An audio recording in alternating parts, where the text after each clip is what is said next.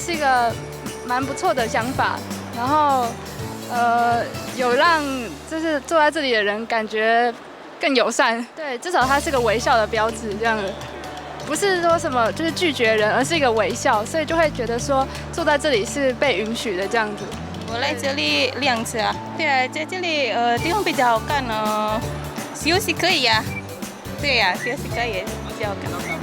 比较干净，对，今天比较干净了，比较好看，真的漂亮，地方很漂亮。